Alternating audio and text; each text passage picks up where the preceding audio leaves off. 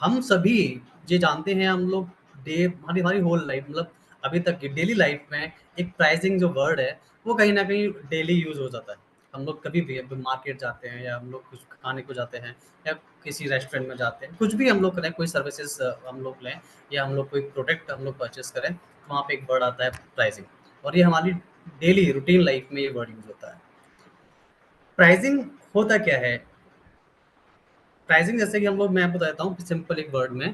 Pricing किसी भी product का एक प्राइस कैसे डिसाइड होता है। हम लोग ये मान लेते हैं कि उस प्रोडक्ट की कॉस्ट क्या है, एंड कॉस्ट मीन्स उस प्रोडक्ट को बनाने में कितना एक्सपेंसेस आया है।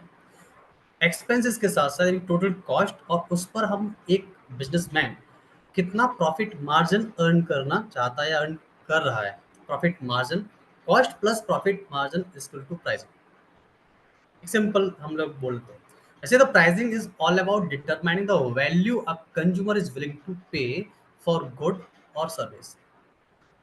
एक कस्टमर एक किसी भी गुड्स के लिए, किसी भी उसने सर्विस यूज की है उसके लिए क्या वो पे कर सकता है, वो एक प्राइस, एक उसकी वैल्यू, वो एक प्राइस डिटरमाइन करती है। It is a crucial element of any business strategy, directly impacting factors like revenue, profitability, customer perception. ये बहुत ही इम्पॉर्टेंट फैक्टर होता है हर बिजनेस के लिए, क्योंकि जो प्राइसिंग का जो इम्पैक्ट होता है ये वो डायरेक्टली आपके बिजनेस की रेवेन्यू, उसकी प्रॉफिटेबिलिटी और आपके कस्टमर परसेप्शन पे पड़ता है। कैसे पड़ता है? रेवेन्यू पे कैसे पड़ेगा? Revenue it means the total sales, यानी कि at the end of day, अगर मैं एक जनरल बात करूं डेली बेसिस पे, तो eight the end of day आपने कितना सेल किया और आपने कितना आपके, हम लोग बोल सकते हैं कि आपके गुल्लक में कितना अमाउंट आया, आपने कितना अमाउंट कलेक्ट किया।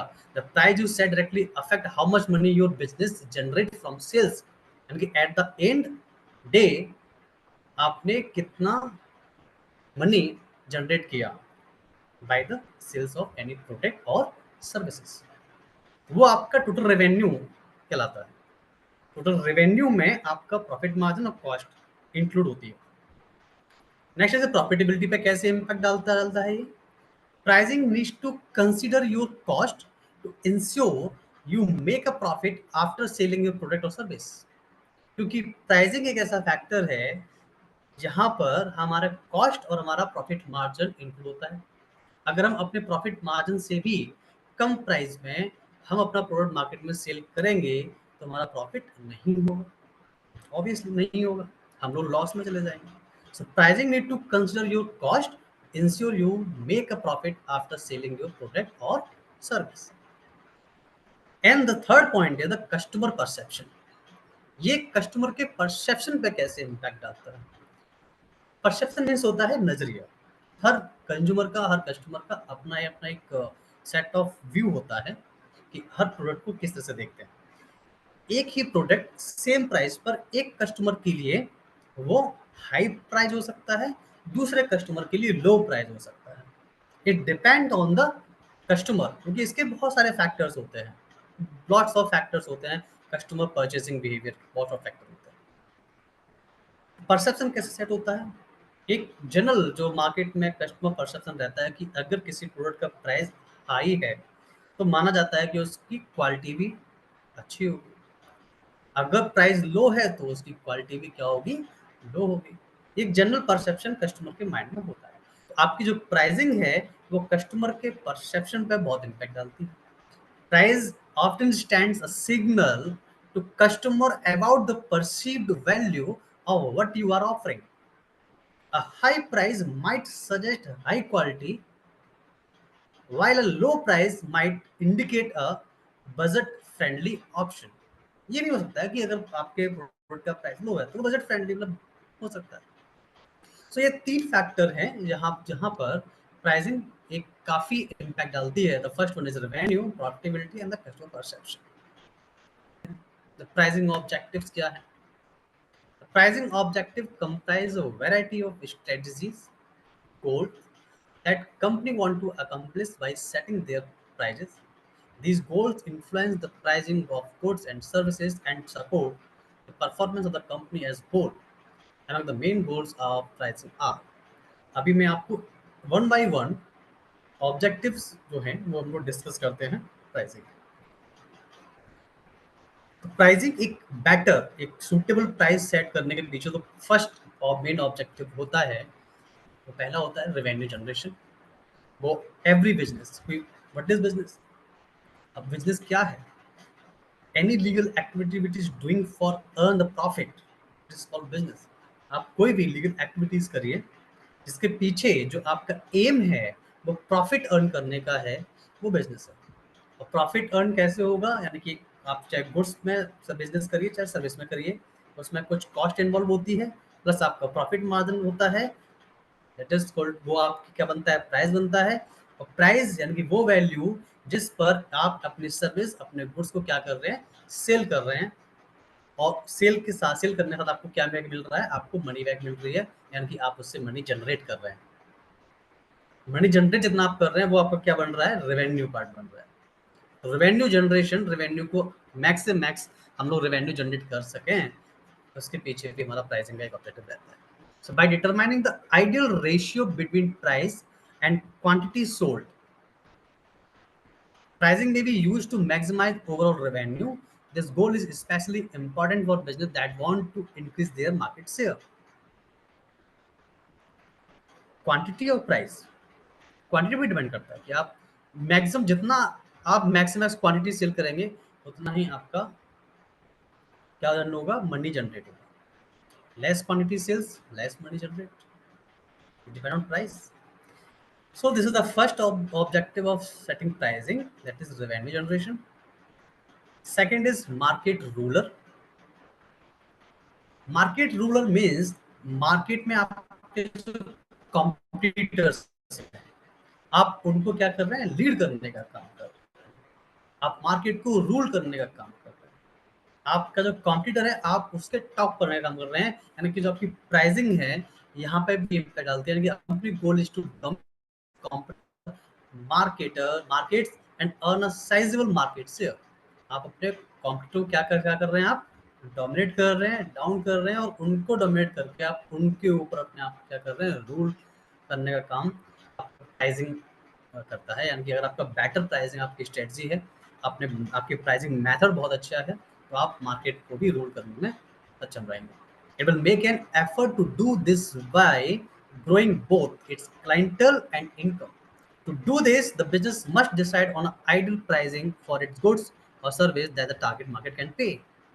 हमें ये ध्यान रखना होगा कि हम जिस टारगेट मार्केट जिस मार्केट को टारगेट कर रहे हैं, क्योंकि हमारा प्रोडक्ट जिस मार्केट को टारगेट कर रहा है वहाँ का मार्केट कैसा है, वहाँ का हमारा क्लाइंट बेस कैसा है, हमारा कस्टमर बेस कैसा है, वहाँ का वो किस बेस का है, वो किस सेगमेंट से आ रहा है। सेगमेंटेशन आपने पढ़ा होगा, वो लोअर क्लास से आ रहा है, अपर क्लास से आ रहा है, हाई क्लास से आ रहा है, अपर मिडिल क्लास है, लोअर मिडिल क्लास है, इनकम वहाँ पे जनरेशन क्या है ना, वो कैसा एरिया है, ये सारी चीजें डिपेंड करती हैं कस्टमर के हमारे प्रोडक्ट को प्राइस में सेट करने के लिए, सभी मैटर करते हैं। हमें उस बेस पे हमें प्राइस सेट करना है। हमें ये नहीं करना है कि हमारा हम जिस मार्केट में बैठे हुए हैं उस मार्केट का जो क्लाइंटल साइज है, यानी कि जो हमारा मार्केट शेयर है, वहाँ के जो लोग हैं वो हायर पे नहीं कर सकते, लेकिन हमने अपना प्राइस एक हाई मार्केट पे सेट करके हम एक गलत जगह पर अपनी मार्केटिंग और अपने एफर्ट्स यूज कर रहे हैं। एग्जाम्पल के तौर पर मैं कई सारे मर्सिडीज ब्रांड है ना, BMW है, बहुत सारी कंपनीज हैं। अब ये एक ऐसी मार्केट, इनका जो प्रोडक्ट है वो क्या है, वो हायर सेगमेंट के लिए होता है, तो ये अपना टारगेट मार्केट सेट करके रखते हैं और उनको वहीं पर फोकस करते हैं जहां इनको परचेस इनके गुड्स को परचेस करने के लिए इनका कस्टमर होता है, राइट। सो प्राइस बहुत इम्पैक्ट डालता है आपके मार्केट में लीड करने का, मार्केट में रूल करने का। Third point is survival. Obviously pricing without revenue generation, without profit generation कोई भी बिजनेस सर्वाइव नहीं कर सकता। अगर आप एक रेवेन्यू जनरेट नहीं कर रहे हो मार्केट से, तो आप क्या होगा, एक टाइम पर लॉस में चले जाएंगे। लॉस तो वो भी एक आपको देखना होगा कि हम जो बिजनेस कर रहे हैं वहाँ पे हमारे एक्सपेंसेस कितने हो रहे हैं, कॉस्ट कितनी आ रही है और एक्सपेंसेस हमारे कितने हो रहे हैं, प्रॉफिट रेवेन्यू जनरेट हमारा कितना हो रहा है, वो सारी चीज़ों को कैलकुलेशन करके हमें आगे बढ़ना चाहिए। तो हमें उसी के अकॉर्डिंग में प्राइस भी सेट करना है। ठीक है, तो setting price with the goal of making money help a business stay afloat in the marketplace. A company cannot endure for an extended length of time without income or profit. Without income without profit तो कोई भी long term के लिए नहीं, मतलब ना हम लोग रन नहीं कर सकते। कोई भी बिजनेस अगर मार्केट में हम लोग करते हैं तो प्रॉफिट अर्न करने के लिए करते हैं।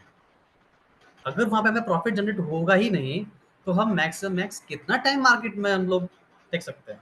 Setting price bring in money which is then utilised to fund more manufacturing in order to create things, right? So the third main objective is survival.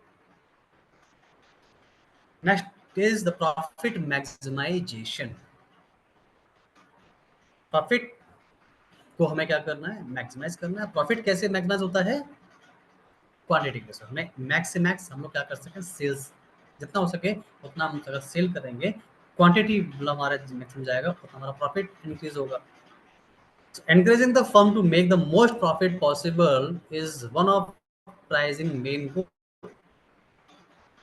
Pricing plan are created to make sure that the profits from sales surpass the expenses related to the creation and the promotion of the goods and services. Profit ही एक ऐसी चीज है जो क्या करती है, जो आपके उस प्रोडक्ट को बनाने में जितने भी एक्सपेंसेस हो रहे हैं, एक्सपेंसेस डायरेक्ट भी होते हैं और इनडायरेक्ट भी होते हैं, दोनों ही एक्सपेंसेस को क्या करे, मीट करता है, यानी कि उनको सरपास करता है, तब हमें एक प्रॉफिट क्रिएट होता है। Now, the fifth objective is customer attraction and retention. A well thought out pricing plan aids in both attracting new business and keeping hold of existing clientele. More clients equate to more income. हम जितना market share increase करेंगे उतना ही हमारा क्या होगा, profit increase होगा। सो जो pricing factor होता है हर बिजनेस के लिए क्या होता है, कि अट्रैक्शन का पार्ट बनता है, रिटेंशन यानी कि जो हमारा अभी क्लाइंटल बेस है उसको रोक के भी रखता है। तो हमें ये टाइम टू टाइम ये डिसाइड करना होता है कि अब हमें अपनी प्राइसिंग क्या सेट करनी है, जिससे कि एक तो जो न्यू कस्टमर है वो हमारे पास, दूसरा अभी जो हमारे पास कस्टमर है वो हमारे पास बना रहे, वो कहीं और ना जाए, इस पे भी इम्पैक्ट डालती है प्राइसिंग। तो ये भी एक ऑब्जेक्टिव रहता है प्राइसिंग सेट करने का, जिससे कि हम हमारा जो कस्टमर बेस है एग्जिस्टिंग एंड अदर, उनको दोनों को अट्रैक्ट किया जा सके, बाहर वालों को अट्रैक्ट किया जा सके, जो हमारा कस्टमर नहीं है उसको कस्टमर बनाया जा सके, और जो हमारा कस्टमर है उसे हमारे साथ ही रोक के रखा जा सके। So these are the 5 main objective of pricing.